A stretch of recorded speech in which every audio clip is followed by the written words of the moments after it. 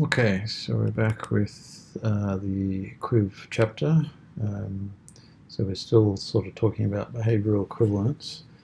So let's look at some examples. So we can take this idea of equivalence that we were sort of looking at informally in the exercise to use it more formally and prove things. So for example, in this example here, we're taking the expression that subtracts variable from itself, and we're proving that it's equivalent to the number 0. So remember, equivalence in this case means it doesn't matter what state we start in, the two expressions have the same behavior, same meaning. In this case, it means they evaluate to the same answer. And the proof is pretty straightforward because simplifying the a val leads us to something that says it's the state value of x minus the state value of x, and omega is able to prove this is true because it knows that these are just the same number. So that's, you can prove it in a more long-winded way, but omega is quite useful for these sorts of things. Okay, so what about the next one? So this is saying that if we take the expression we just proved was equivalent to 0 and compare it to 0 with equality, we get true. Right, so we can unfold the evaluation of the Boolean expression to get an equality here for the two AE vals, and then we can use the equivalence of the first example to rewrite the thing. Now there's something slightly tricky going on here because A equiv is an equality, right? So that means we're allowed to rewrite with it. So we can use A equiv example as an equation that equates the evaluation of the left-hand side here to the evaluation of the right-hand side. So that's exactly what we want. So we can just simplify it. We can rewrite it's essentially rewriting this one into the other one. So that's nice and easy. And then reflexivity can, so if we simplify from this point, we'll see that the equality of two things that are actually the same thing just disappears into true, and then reflexivity can solve that.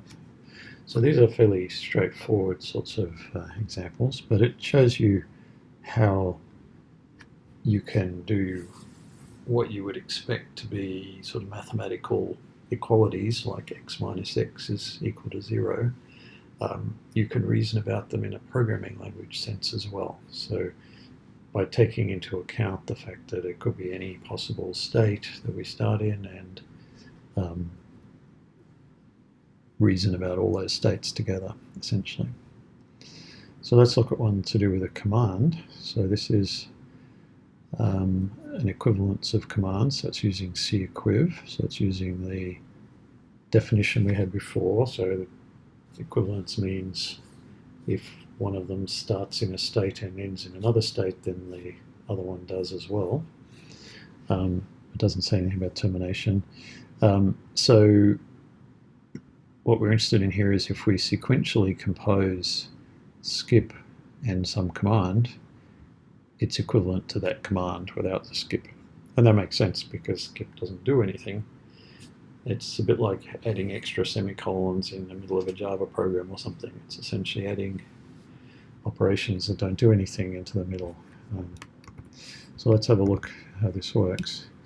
So at this point here, we've got an if and only if. So one of the things that we looked at in a previous chapter when we did the logic stuff was that if and only if is really just implication in one direction and implication in the other direction. So the typical strategy that you use for that is to split it, and then you get one goal for each direction of the implication.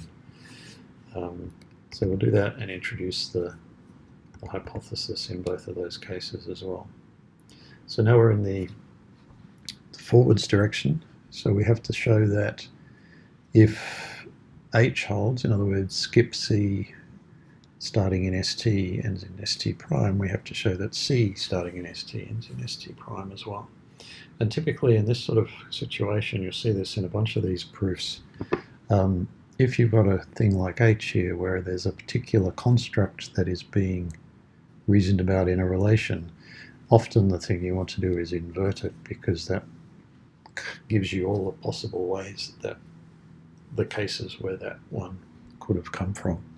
So if we do that in this case, because this is a sequence, what we're going to get is, buried in the deep parties here, we're going to get reasoning about the two pieces of the sequence, which is here, the skip and the C, and an intermediate state, this ST prime 0 thing. And that all comes from the sequence rule for the evaluation relation. Usually in this context, it's a good idea to do a subst at this point, because you get all these funny variables that are often equal to each other. So this simplifies everything down. So you can see very clearly now we've got skip starting in ST goes to ST prime 0, and C starting in ST prime 0 goes to ST prime. Now if we think about H2 here, we know that skip doesn't do anything. So that means that ST and ST prime 0 must be the same. And we can get that fact by just using inversion on H2, and again substituting.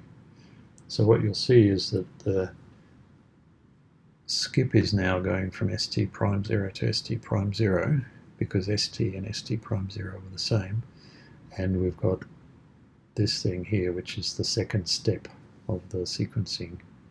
And that's exactly what we're trying to establish. So assumption will do that. In the other direction, it doesn't really help us to do inversion on H, probably because we don't know anything about C. So what we're going to get then is we get one case for every possible kind of command. And it doesn't seem necessary in this theorem to know anything about what C is, because the only thing that really matters is that we're doing a skip in front of it, and what it actually does is irrelevant. So probably inversion on H is not a good idea, but we do have more structure in the bottom, in the goal. So now we can look at the appropriate rule, if you like, to apply here, which is going to be eSeq, because the thing that we're dealing with here is a sequence. Okay, and if we just do apply eSeq, you'll remember from before that there's an intermediate state that applies to the sequence, right? Whatever, there's a starting state and a finishing state, but we need to somehow come up with the appropriate intermediate state. In this case, the right one to use is just ST, because if we start in ST and then do skip, then the middle state, sort of where the semicolons are, is just going to be ST as well. So that's what they're doing with the with clause here. Okay, now we need to prove this guy. So technically, just to make it a bit simpler to read, we'll do a CS. So now we've just got this one to establish, and that's just the rule for skip. So we can use that. And then the second one is exactly the thing that we already know. So we can do that. Okay, so this is an example of a property that, you can say, well, skip doesn't do anything, so we can compose it with any command and it doesn't make a difference. This sort of result is a formal validation of that sort of more informal statement. And obviously you could do the same with C semicolon semicolon skip, which is the next exercise here. So I encourage you to have a look at that one. Okay, what about ifs? So there's a few things you can do with ifs. So in this case, this one is saying if the condition of an if is the expression true, then the whole if is just equivalent to whatever the command is that's in the then clause. And you'll see in the proof, it's a very similar sort of proof. So when we get to the forwards direction, we have this H up here that's got some structure to it. So using inversion on it gives us more information. And in the other case, I'm not going to go through every step here. If we get to this point here, is analogous to the second case we had before, where we've got no real information about the top, but we know that the bottom is an if, so we can use the if true rule to simplify that one, okay, because we know about the true here. So that, again, that follows pretty well. So this is a sanity check kind of specification, if you like, of the relationship between ifs and booleans. We'd expect that if we use a true in a boolean condition for an if, then it's as if we didn't use the if at all and just had the then branch. Now, as they're saying in the comment here, most people wouldn't write a if with true as the condition. So a slightly more interesting one, I'll skip over the explanation, is this one here, where the condition is some Boolean expression b that is equivalent to true. So it could be x equals x, or 0 equals 0, or x is greater than or equal to 0 for natural numbers, something like that. So this is a more general version of the theorem that we just looked at, where the equivalence is there on Boolean expressions and lifted up into the command equivalence.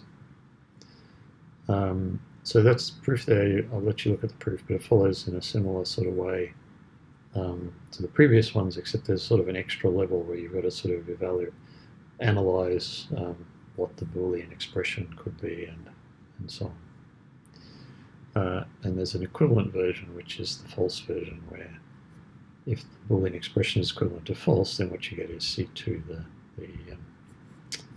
else part. Okay, another example. All these are good exercises to try. This is the equivalence between two if statements where you just swap the sense of the condition. So you have B in this one and you have not B in the other one. And when you swap the two commands. So they're called E1 and E2 in this theorem. So it should be the case that you can just flip the condition and flip the branches, and you should get something that's equivalent. Again, it's a property that we sort of take for granted in programming, but if you're doing formal analysis of programming languages, then this is something that you would want to establish to make sure that your semantics is correct. While false, so moving into the loop territory, so we've got a loop here, and we've got an assumption that the Boolean expression, the controls of the loop, is equivalent to false. So if we think about that in sort of informal sense, that means that this loop will never execute any of the body at all, and so the whole thing should be equivalent to doing nothing, which in this language is what skip does. Proof, I'll let you have a look at yourself. Again, it's the same sort of idea. You need to do inversion to find out some things and use the appropriate constructors at the appropriate times to get to where you need. There's no new proof technology here. It's all just applying the things that we've seen before. When you're doing these sorts of exercises, because you have a pretty good understanding of imperative languages, it helps to use your intuition about what's going on to guide your proof, right? So it really helps to be familiar with the problem domain when you're doing these kinds of proofs. Okay, so while true non-term is a version that says that if the Boolean condition of a while loop is equivalent to true, it means that there is no terminating state. In other words, the loop will never terminate, so there is no st prime such that this holds for any st. It doesn't matter what you start in, but you can never get to a finishing state. In the proof, again, I'm not going to go through the details now because it's not really that important, but the key, well, one key step is this one here, which is going to basically rule out lots of the semantic rules. In other words, all the ones that don't apply to while loops can be just dropped using inversion. So then the only two cases you've got are the case where the loop is stopping, right, which as I say is a contradiction because the stopping rule says the condition must be false, but we've assumed that it's true.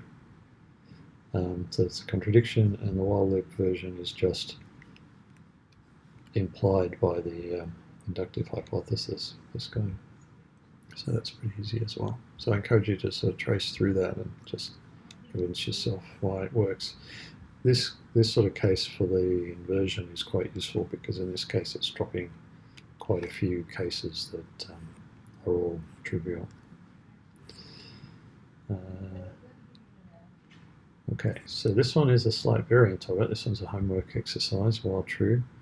So this is saying that if we've got a loop with a condition that's equivalent to true, we might as well just replace the Boolean condition with true. And it doesn't matter what the body is. In this case, they've just turned it into skip. So if you think about that, it seems a bit weird, right? Because C here could be doing all sorts of stuff to update variables and so on and so forth. Why can we drop it here? Well, it's because this loop's never going to terminate. So we only care about the values of variables after the thing's terminated, so we can check that the effects are equivalent. In this case, it never terminates, so there is no finishing state, right? So we might as well just get rid of the body and replace it with a skip, right? So you might imagine this might be in a compiler optimization that says, well, if the compiler can prove that B is always equivalent to true, then it can replace the loop with maybe C is a whole pile of code, lots of extra stuff and things inside it. We can drop it away and replace it with this very simple infinite loop instead of one that does lots of work for no reason. Okay, I should say this is assuming that C doesn't have any side effects, right? So if C's printing things out or sending messages on the network or something, then this is not true. But in this language we don't have side effects except the ones that affect the values of variables in memory. Okay, so that's one of the homework exercises. So there's a little bit of a hint here for if you get stuck, have a look at that. Loop unrolling is an interesting compiler optimization as well that you may have come across. So if we've got a loop like this, we could actually unroll it one iteration by saying, well, if the condition is true, then we do the body once, and then we go back into the loop again. If the condition is false, this is equivalent to doing nothing. Right? So why would we want to do this? Well, typically in a compiler or something, loop unrolling is useful if you want to minimize the number of backward branches in a piece of code. So each time a loop goes around, it has to jump back to the beginning usually. Whereas if you do an if like this, you've replaced one of the jump backs with just a sequencing piece here, but only if the condition was true to start with. And if you do that, let's suppose the loop only runs 10 times. If you unroll it 10 times, you just end up with a sequential piece of code that doesn't have any jump backs, doesn't have any loop at all. So compilers try to do this sort of optimization, and you'd want to know that if you're doing it, you're not changing the meaning of the program. So that's what this theorem is doing. So I won't go through all these other examples. You can have a look. So doesn't matter. This one says doesn't matter which order you compose commands in a sequence. This one says that if you assign x to itself, that's equivalent to just doing nothing. This is a homework one. So this one's saying if you assign x to some expression e, where x is equivalent to e, then that's equivalent to doing nothing. So it's a stronger result than the identity assignment result. So E can be some arbitrary expression that happens to have the same value as x in all situations, and in that case then skip like x divided by 1 or x plus 0 or any number of other ones. Okay, so I think that's we'll stop for that one, sine equiv. And we'll come back with some more general. We've been proving properties of specific programs here, but we'll prove some properties of behavioral equivalence as a general notion.